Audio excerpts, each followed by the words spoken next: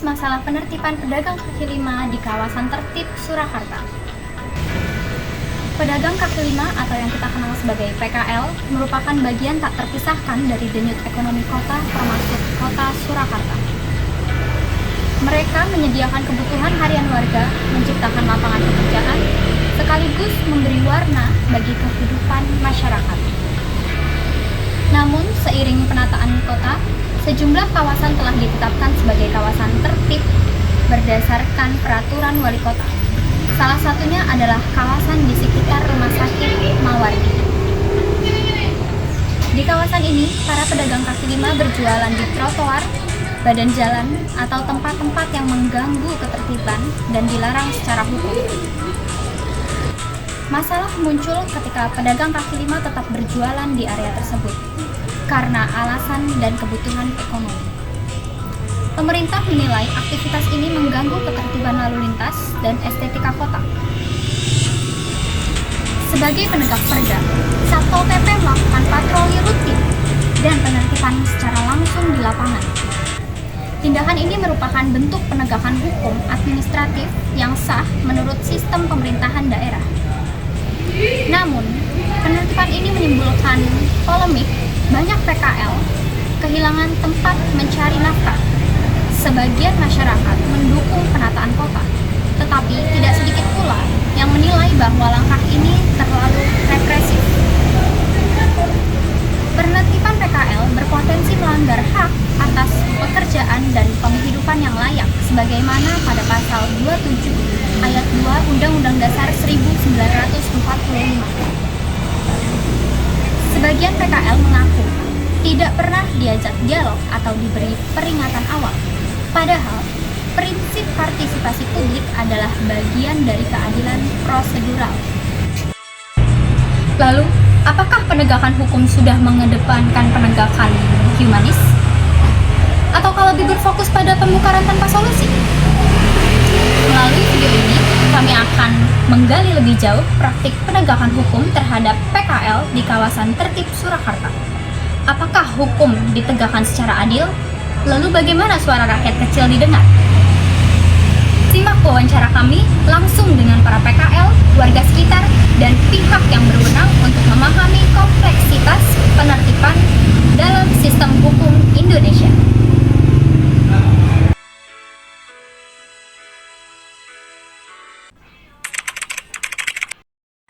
Ibu dengan nama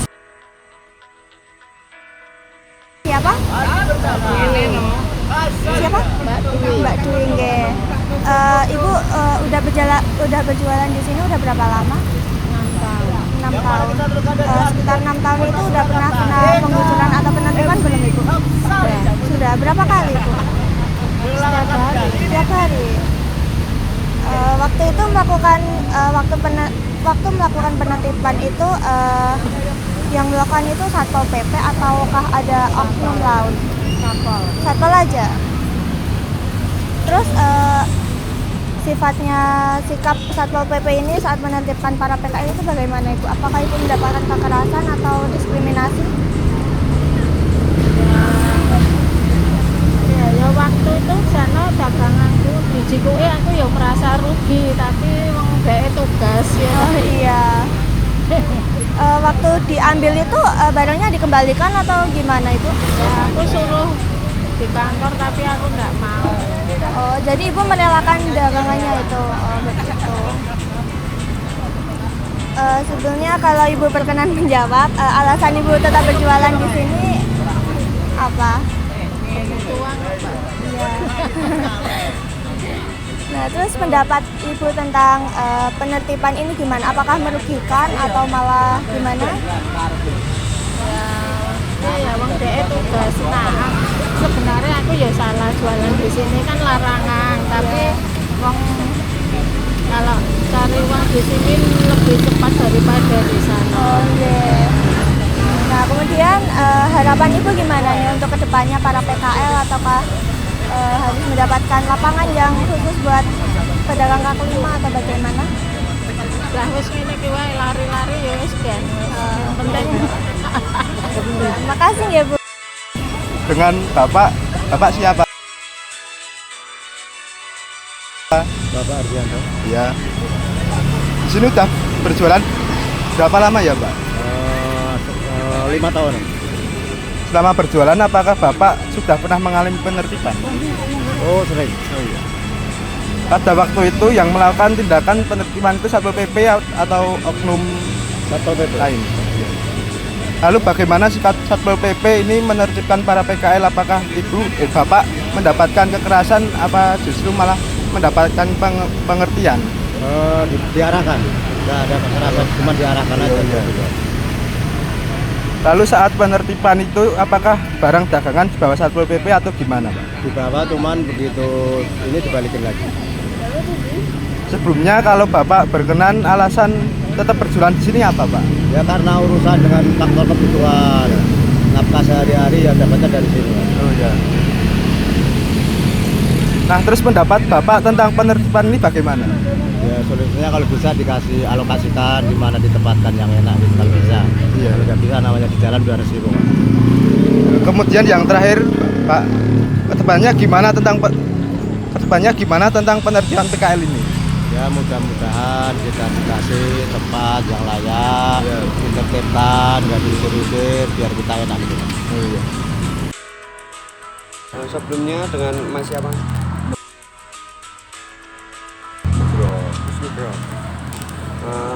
Mas di sini udah berjualan berapa lama, Mas?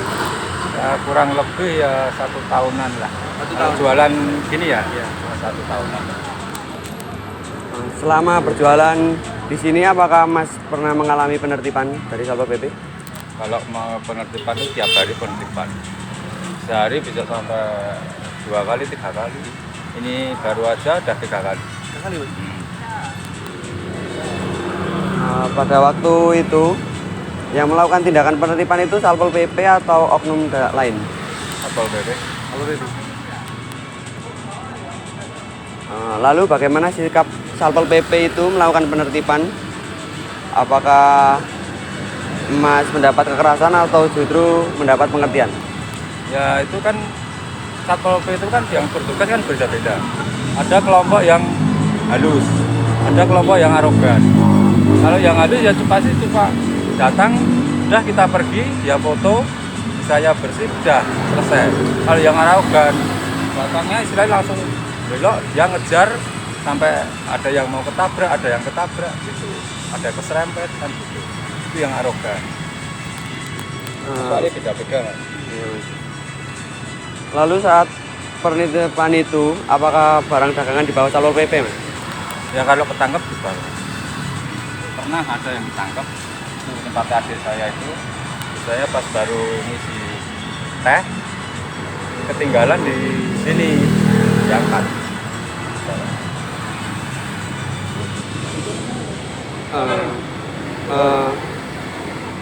Terus apa pendapat Mas tentang penertiban ini? Apakah ini adil atau merugikan bagi Mas? Ya sangat merugikan sih. Soalnya kan di sini kan kita jualan nggak permanen. Kita kan istilahnya pedagang asongan keliling. Nah, kita saya suruh pergi ya pergi kan gitu loh. Soalnya kan di sini kan juga emang larangan berjualan. Tapi kan kita kan nggak permanen gitu loh. Nah, gitu. Kemudian yang terakhir, harapan dari Mas ke depannya tentang penertiban pedagang kaki lima apa Mas? Ya harapannya ya sih ada pengertian lah dari pihak saya Tanah Selatan Kota apa dinas yang terkait kan beri waktu lah misalnya buat jualan di siang hari apa setidaknya kan dari pagi sampai siang, jadi kan kita nggak permanen. Masalah sampah kita kan pasti bersihkan sampah sudah selesai.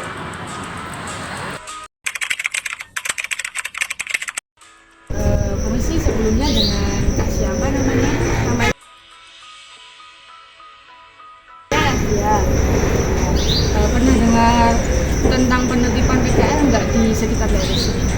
pernah sih tapi dikit-dikit kurang tahu. Menurut kakak, para PKL yang pernah berjualan di daerah sini itu sebelumnya itu mengganggu aktivitas umum atau gimana? Tidak mengganggu sih karena pengguna jalan tidak mendapatkan jalan dan pengguna sepeda motor tidak mendapatkan jalan. Tanggapan kakak tentang adanya kebijakan pemerintah penertiban PKL di kawasan itu gimana? Tidak bagus sih karena bisa mengurangi kemacetan di jalan. kehidupan PKL di kawasan itu memberi dampak positif atau dampak negatif bagi masyarakat dan Positif sih. terakhir apa harapan kakak tentang kedepannya itu tentang pengelolaan kawasan Melati? Ya, semoga menjadi lebih baik ke depannya. Terima kasih Kak. Sebelumnya di sini dengan nama Ibu siapa? Bu Tuki. Ibu Tuki pernah dengar tentang penertiban pedagang kaki lima di daerah sini bukan? Tahu sih Mbak, cuman ya kayak gitu Mbak, kalau lagi ada yang jualan, lagi yang beli itu ngantri kan otomatis ganggu orang jalan Mbak gitu. Ya aturan sih di gang-gang sih nggak apa-apa ya Mbak, cuman kalau di lurusan ini jalan gede kan otomatis ganggu orang jalan. Terus apa itu yang beli ngantri kayak gitu kan otomatis marah sedikit ya. Terus tanggapan Ibu dengan adanya kebijakan dari pemerintah tentang penertiban pedagang kaki lima daerah sana itu gimana? Bagus atau bagaimana? Kalau tertib sih enak ya Mbak, kalau tertib ya. Soalnya kalau tertib kan yang jualan rajin, terus jadi itu apa jalanannya nggak macet, jadi lancar. Jadi lancar ya Bu ya. Tapi kalau dari Ibunya sendiri, Ibu tuh melihat dengan adanya pedagang kaki lima itu lebih ke negatif atau positif sebenarnya? Ya aturan sih ya kalau yang jualan di jalanan sih aturan yang nggak bagus ya Mbak. Soalnya kan ganggu orang jalan, terus sepeda motor juga nggak bisa jalan gitu. Dan pamannya kan di jalan-jalan nggak ganggu kayak gitu. Kalau yang ngatur jalanan kalau malam kan nggak ada yang ngatur ya Pak, terserah yang jualan. Nanti kalau siang itu otomatis kan dikejar kayak gitu. Kalau pakai sepeda aja nggak boleh Mbak, pakai sepeda aja untuk pergi. Karena kalau untuk pergi itu yang mau pergi kita tolak. Jadi kalau panjangnya tuh di jalan itu memang harusnya tidak ada. Harus tertib. Ya kalau tertib kan jalannya juga lancar, nggak mulai macet gitu Mbak.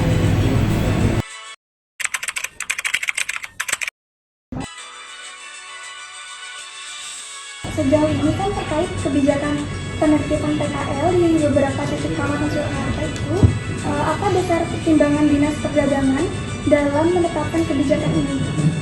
Ya, terima kasih terkait dengan kami melakukan pekerjaan ini pasti ada dasarnya. Dasarnya Perda dan Perwali ya. Kami terkait dengan pengelolaan PKL yang ada di Kota Surakarta. Ini tidak hanya berlaku di depan Wardi ya, tapi juga di seluruh Kota Surakarta. Karena Perda itu kan berlaku untuk universal untuk semua tempat. Jadi Perda Perwali untuk semua tempat. Dan selain itu ada Perda terkait dengan kawasan tertib. Kawasan tertib itu ada beberapa titik seperti di Jalan Hati, di Jalan Sumoharjo, Jalan depan Balai Kota ini juga, Jalan Jenderal Sudirman, itu bagian dari kawasan tertib. Kawasan tertib itu bukan hanya kawasan tertib PKL, tapi juga kawasan tertib reklame dan sebagainya. Nah, tadi kembali lagi ke terkait dengan dasar kami bekerja adalah dari produk hukum lagi di Perda dan Perwali yang kami lakukan. Lalu apakah ada kriteria tertentu yang digunakan untuk menentukan lokasi-lokasi yang perlu ditertibkan dari aktivitas pedagang kaki lima tersebut? Tentu kalau lokasi-lokasi kan pasti ada, kita kembali lagi kepada bagaimana PKL itu muncul. PKL muncul itu kan karena ada suatu kegiatan yang berada di sekitar aktivitas. Contoh seperti ya tadi ada pemicunya. Contoh ada satu kegiatan keramaian di situ, pasti akan muncul yang namanya PKL. Itu pasti ada. Dan nanti hubungannya setelah itu nanti akan dengan hubungannya dengan parkir. Pasti ada PKL dan parkir ini satu permasalahan yang sering kali bersama-sama. tapi tidak selalu bersama-sama. Tapi rata-rata kalau ada keramaian pasti ada PKL dan ada permasalahan parkir. Itu adalah bagaimana PKL itu muncul di depan Muardi itu tiap pagi atau menjelang siang masih ada dari tim kami dan Satpol untuk di sana. Tentu kami selalu mengingatkan untuk pedagang untuk tidak berjualan di area. Itu memang sudah diputuskan dengan Satpol PP. Kalau kami terkait dengan himbauan, sosialisasi dan sebagainya, eksekusi ada di Satpol PP. Kemudian yang terakhir ya Pak, apa bentuk dukungan atau pendampingan yang diberikan kepada pedagang kaki lima agar tetap bisa berusaha secara tertib dan legal. Kemudian kemarin itu waktu kami juga turun lapangan itu kan pas sekali terjadi sedang ada penertiban dari pihak satpolnya begitu Pak. Jadi kita melihat itu para pedagang juga seperti langsung pergi begitu saja Pak. Kemudian lalu waktu kita putar balik, pedagangnya kembali lagi begitu Pak. Jadi menurut Bapak bagaimana tanggapannya? Ya itu sekali lagi itu kan istilahnya kucing-kucingan ya. Kalau misalnya tugas ada, mereka pergi, dan itu sebenarnya pedagang itu tahu bahwa itu tempat larangan dan tidak boleh untuk berjualan sebenarnya. Jadi mereka mengetahui bahwa tempat itu tidak boleh untuk berjualan. Kalau dari Satpol dan dari kami ya tadi melakukan patroli, entah itu bersama atau apakah itu dengan masing-masing OPD, pasti kami lakukan ke jalan-jalan seperti itu. Dan luas wilayah di Kota Solo kan banyak sekali nih jalannya. Kami tidak bisa setiap hari seharian nunggu di situ, tidak bisa.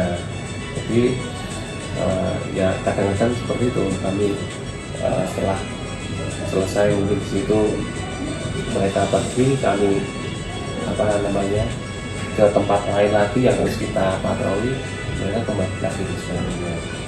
Jadi permasalahannya ada yang saat ini mungkin untuk meskipun itu mungkin terlihat tidak efektif, tetapi kami harus melakukan itu.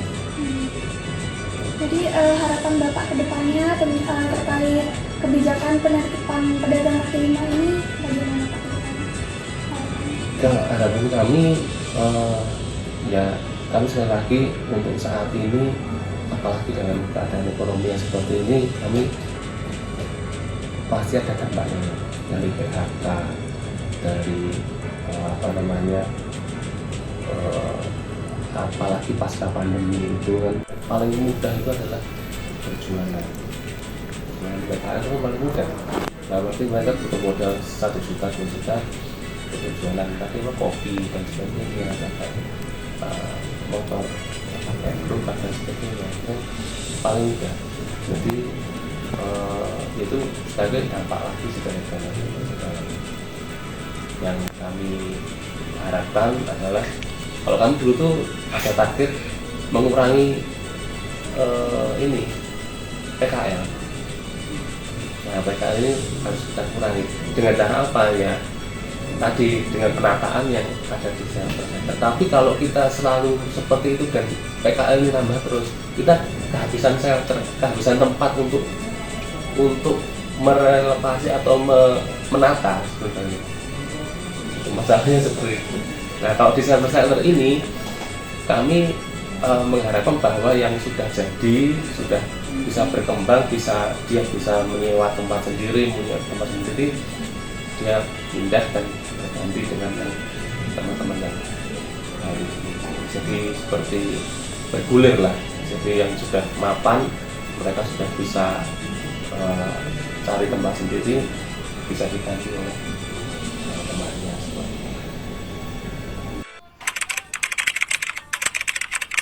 Pak saat ini di bidang hukum. Pak Doris sebagai advokat juga ya, advokat, mediator, wakil ketua umum Lembaga Perlindungan Konsumen Indonesia, dari kampus dosen Fakultas Hukum Sekretaris Perlindungan. Lalu bagaimana pandangan Bapak secara hukum terhadap kebijakan penertiban PKL khususnya di sekitar kawasan Rumah Sakit Mawardi. Oh, PKL ya. Nah, kita perlu menganalisis dulu. Nah, apakah penertiban itu sesuai dengan regulasi apa tidak gitu. Kalau sesuai regulasi nggak masalah. Yang masalahnya ketika PKL yang tidak sesuai dengan regulasi kemudian ditertibkan. Contohnya apa? Sesuai regulasi, misalnya di Mawardi tersebut memang diperbolehkan untuk berjualan. Berarti kalau ditertibkan berarti kan salah gitu loh. Kenapa? Karena kan diperbolehkan. Tetapi menurut regulasi itu tidak diperbolehkan, diatur di dalam peraturan daerah gitu ya, peraturan daerah nomor berapa. Nah, ketika memang PKL itu melanggar ya harus ditertibkan. Nah, ditertibkan dan tidak masalah. Kenapa? Karena kan yang salah PKL-nya. Karena berjualan di tempat yang dilarang oleh pemerintah dalam hal ini. Ya, lalu apakah tindakan ini itu berpotensi melanggar hak warga atas ruang publik atau mata pencaharian? Nah, PKL itu apakah melanggar hak apa tidak? Nah, tidak melanggar hak. Kenapa? Karena dia kan menyalahi aturan. Kalau melanggar hak atau tidak, kita harus melihat konteksnya dulu. Dasarnya apa gitu loh. Dasarnya apa? Kalau menurut pandangan saya pribadi, ketika PKL itu menyalahi regulasi yang ada, itu ya bukan melanggar hak. Kenapa? Karena kita berdiri di atas regulasi. Yang salah itu ketika regulasinya ada terus dibolehkan gitu loh. Atau PKL ini tidak salah sebenarnya sudah membayar retribusi, sudah legal gitu. Legal itu artinya sudah sesuai dengan ketentuan, dicari-cari salah PKL-nya, itu baru salah. Lalu bagaimana mekanisme hukum yang bisa ditempuh PKL jika merasa dirugikan? Nah, kita lihat dulu PKL ini resmi atau tidak gitu. Kalau seandainya resmi itu boleh dilakukan pengerusakan barang ketika Pol PP merusakkan barang mengangkat gitu, itu boleh gitu kan, rusak barang itu boleh dipidanakan atau diperdatakan, digugat, namanya perbuatan melawan hukum gitu loh. Kalau PKL tersebut resmi gitu ya legal, tapi kalau PKL tersebut tidak resmi ya ngapain dituntut, ngapain dia nuntut gitu. Jadi kalau memang dia resmi legal secara hukum bisa dilakukan upaya hukum, bisa dipidana, bisa diperdata. Kalau perdata namanya gugatan perbuatan melawan hukum. Tapi kalau dia tidak sesuai dengan regulasi berarti Pertanyaan terakhir Bapak, menurut Bapak sebagai ahli hukum, bagaimana pandangan Bapak terkait pro dan kontra antara PKL dan pihak yang berwajib? PKL dan pemerintah gitu Iya, ya. Nah, itulah kita butuh pemimpin yang bijaksana gitu loh. Ini kebanyakan pemimpin kita kan tidak bijaksana gitu, baik dari sektor pemerintahan, pendidikan, apapun kan dia berdasarkan kekuasaan top gitu loh. Nah, disinilah perannya bagaimana pemimpin itu bijaksana gitu loh. Kalau memang dia pemimpin yang baik, dia tidak perlu pro pemerintah, pro PKL gitu. Bagaimana dia memberikan solusi dua-duanya gitu loh. Kenapa? Karena kadang-kadang pemimpin ini pas dia kampanye, pas dia butuh dukungan, nah kebanyakan kan pemimpin-pemimpin sekarang ini kan yang haus dengan kekuasaan gitu loh, haus dengan kekuasaan, pemimpin yang tidak menghiraukan suara rakyat gitu loh. Suara rakyat dalam artian PKL yang legal ikut menerima penggusuran, nah, gitu loh. Jadi intinya bagaimana kebijakan-kebijakan dari pemimpin, yang kan pemimpin, apalagi kita di Islam itu kan apa ya, patokan kita kan memimpin. Ketika pemimpinnya baik, otomatis masyarakatnya baik. Tapi kalaulah pemimpinnya zalim, masyarakatnya tambah zalim. Itu terlepas dari pemerintah, kampus, instansi, ya itu tergantung dari pemimpinnya. Tidak ada orang yang apa ya, menangis karena tidak bisa makan gitu. Atau PKL itu dia sudah bertahun-tahun jualan untuk menghidupi anak istrinya, tahu-tahu digusur gitu kan. Nah, itu tidak akan ada kalau pemimpinnya cacat.